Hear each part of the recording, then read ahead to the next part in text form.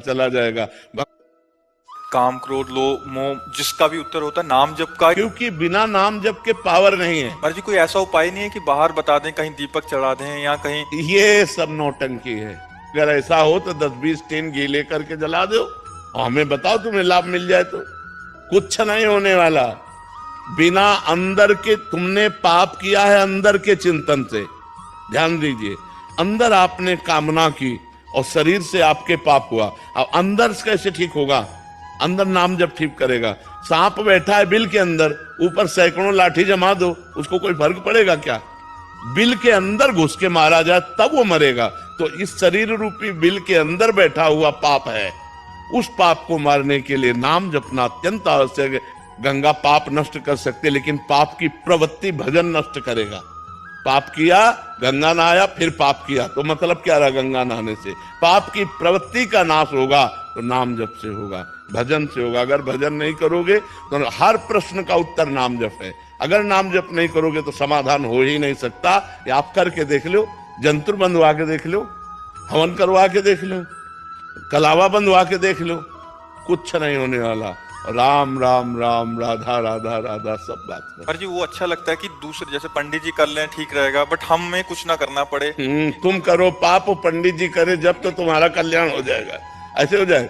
नहीं, ऐसा कदापि नहीं हो सकता, कदापि नहीं हो सकता। तो मेरे जी बाहरी इससे मतलब उतना इफेक्ट नहीं पड़ेगा मेरे? बिल्कुल असर नहीं पड़ेगा। हम कह रहे हैं, देखो खास बात समझिए। स्वप्न में एक आदमी समुद्र में डूब रहा है।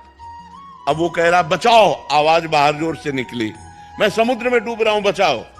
अब हम लोग सैकड़ों तैराक उसके सामने एकत्रित कर दें, नौकाएं एकत्रित कर दें, क्या वो बच सकता है?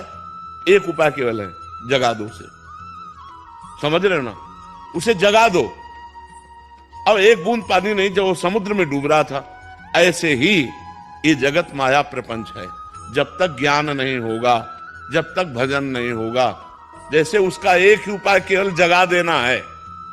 आप सैकड़ों तैराक एकत्रित कर लो, बचा नहीं सकते उसको। नौका, जल जहाज नहीं बचा सकते। क्यों? वो स्वप्न में डूब रहा है। उसको जगा दो, बस उसका स्वप्न टूट जाए, वो जग, अब वो बच जाएगा। जो सपने सिर काटे कोई, बिन जागे दुख दूर न होई। ऐसे ही जब तक आपको ज्ञान नहीं होगा, तब तक आप रोते रहोगे इस जगत के मोह में, राग में, काम में, क्रोध में, लोभ में।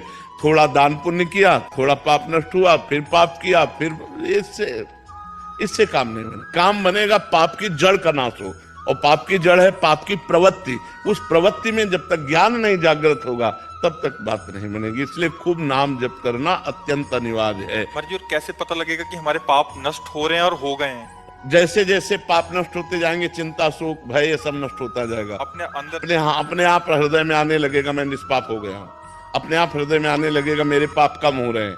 अपने आप अनुभव में आएगा। जैसे जैसे भजन बढ़ता चला जाएगा, भगवान प्रिय लगने लगे, धर्म प्रिय लगने लगे, गंदे आचरणों से घृणा होने लगे। ये है पवित्रता का लक्षण। पापी पुरुष के हृदय की स्थिति क्या होती है? हर समय वो चिंता, डिप्रेशन, शोक में रहता है।